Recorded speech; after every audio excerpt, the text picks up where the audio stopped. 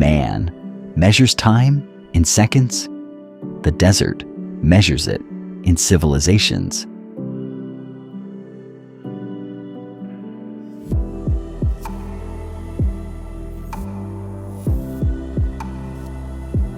When we look at a wasteland, we see emptiness.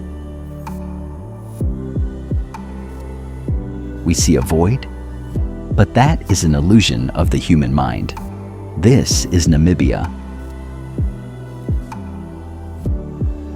a land where the clock has stopped and the earth has finally found its peace.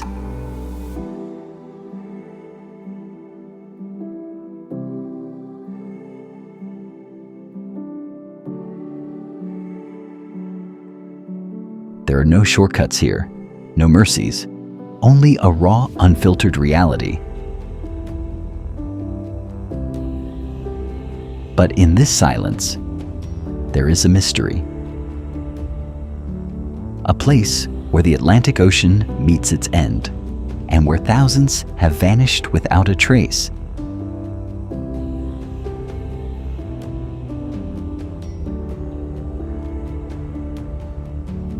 We go now to the edge of the world.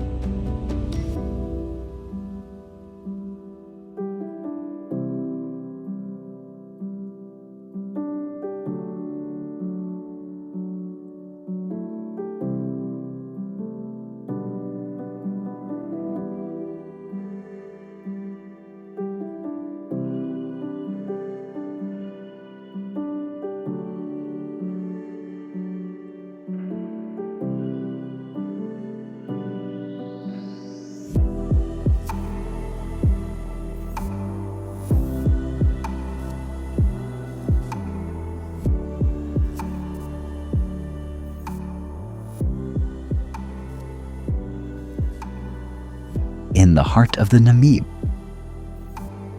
the earth does not build with stone. It builds with gravity and the restless breath of the wind. When the sun rises, the dunes begin to bleed. A deep, oxidized red, painted by iron and time. To walk here is to walk on the crushed bones of ancient mountains.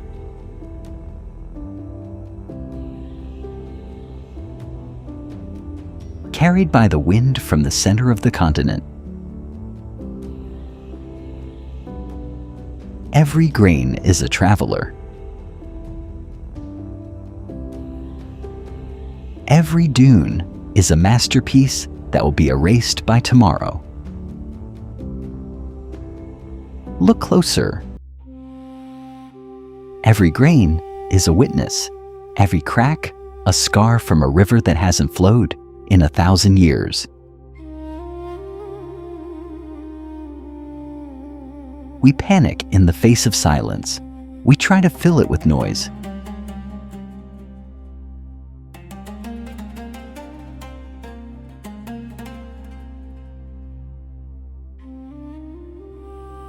But here, silence is not the absence of sound.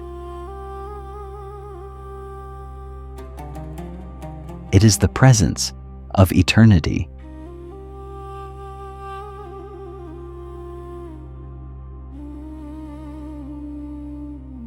Hidden between these massive walls of sand lies a graveyard.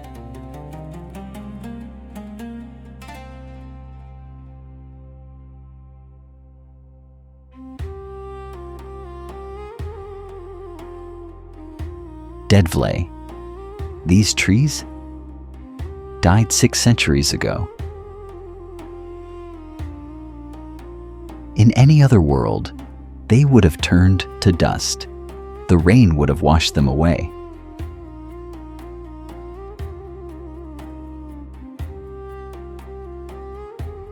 But Namibia does not allow its guests to leave. The air is so dry, so absolute.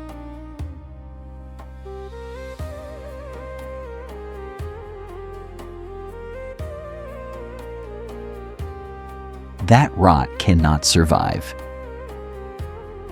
The sun has scorched them. wind has polished them. But time has no power to break them.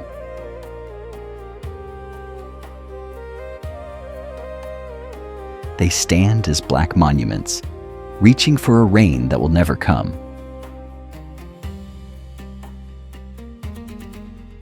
We see this desert as a monument to stillness, a place of perfect, unbroken peace.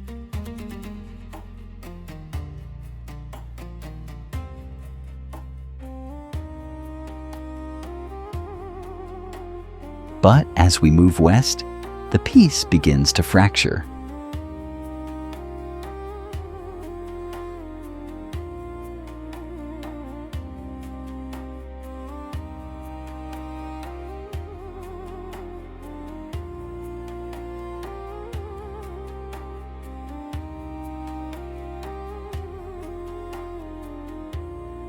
The temperature drops, the light fades. Where the heat of the dunes meets the ice of the Atlantic,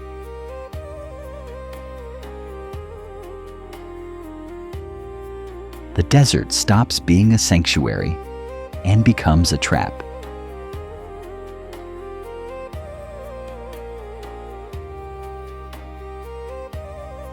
Next, we enter the graveyard of ambition.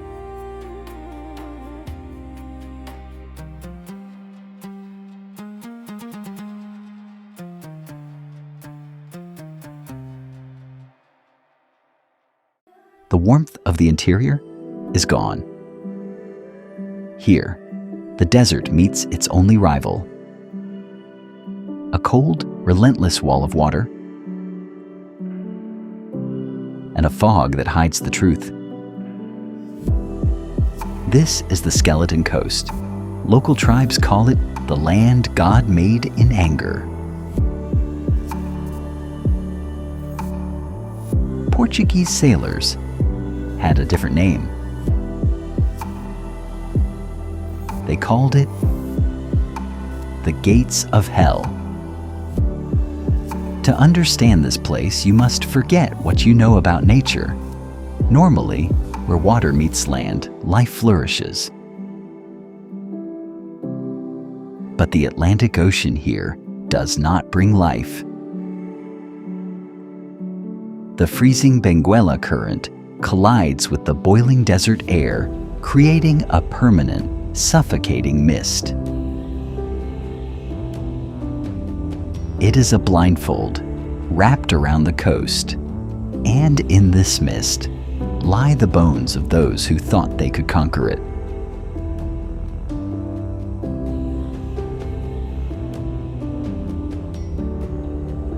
This is the Edouard Bolin, a 300-foot ocean liner.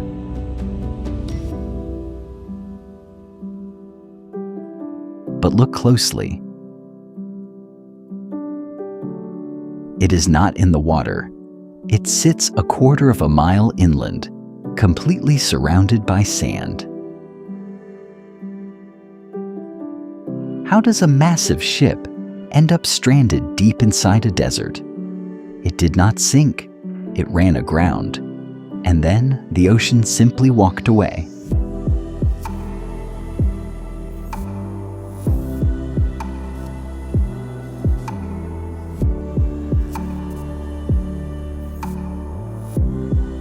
Over the decades, the desert winds blew so much sand into the sea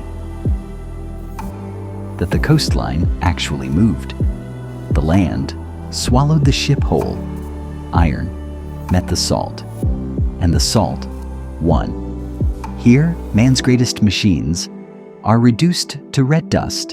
In the palm of the wind, life here is a paradox.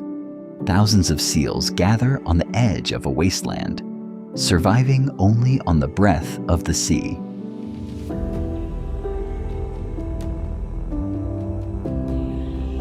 They carry a map inside their blood. We go now to find the alchemists.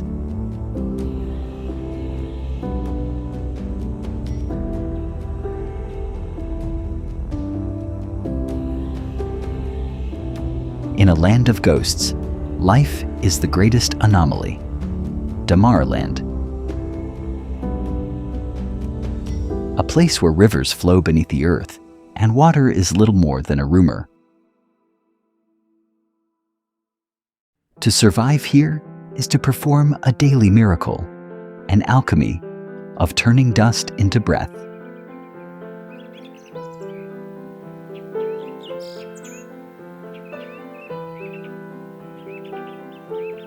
At first, it looks like a mirage, a trick of the heat, but it breathes.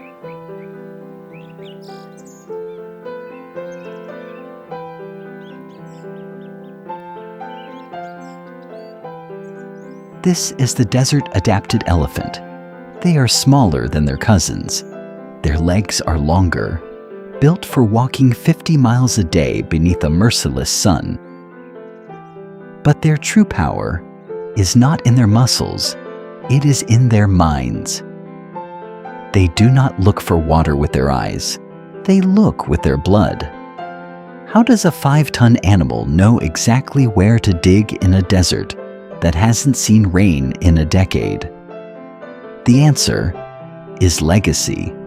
The matriarch of the herd carries a map inside her brain, a memory of a hidden spring she visited 50 years ago when she was just a calf.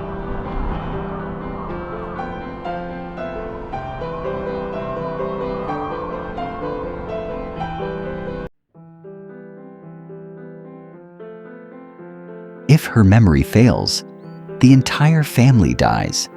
They are the true architects of the Namib, the only ones who remember what the world was like before the rain stopped. Where the giants walk, the silent watchers follow.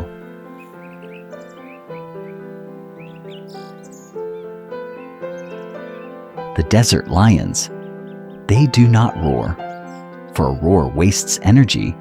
They wait. In the Namib, patience is the ultimate weapon. These animals survive because they understand the rules of the desert. They take only what they need.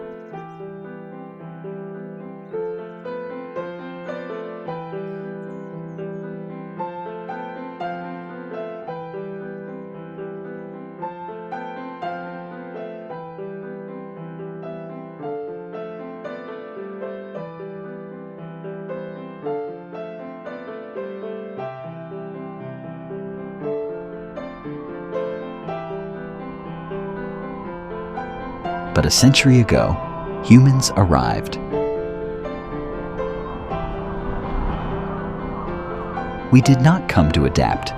We came to conquer. We came to take. And the earth made us pay the price.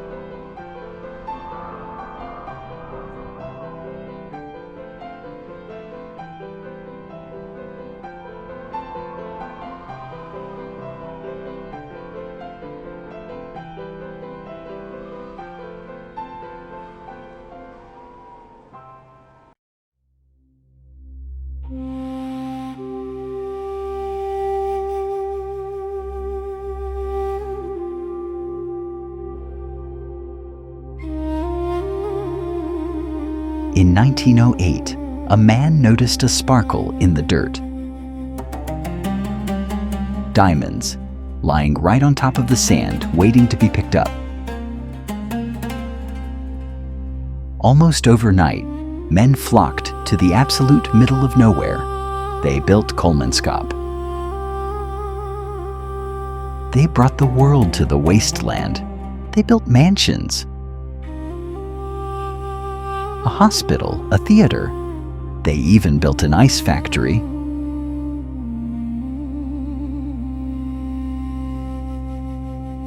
Freezing water in a place that had none. They thought their wealth made them immune to the elements.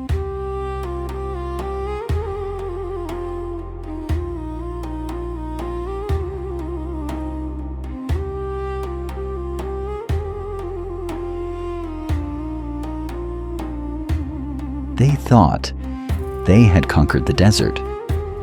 But nature is the ultimate equalizer. It does not care about our wealth. It does not recognize our borders. The diamonds ran out. The men packed their bags and left. But the sand stayed. It did not ask for permission. It simply waited, one grain at a time, carried by the wind. It returned to reclaim the rooms where children played and where dreams were sold.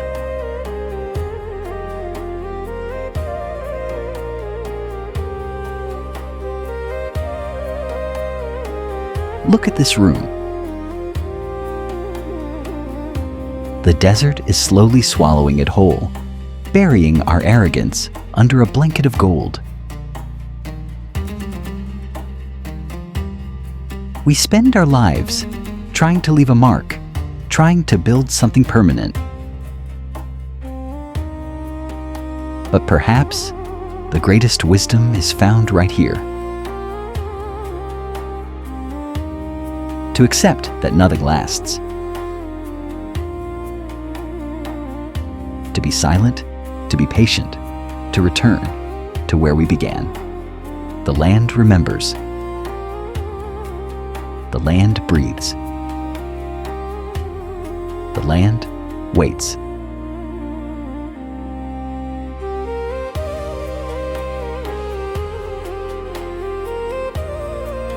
This is the end of the world and the beginning of everything else.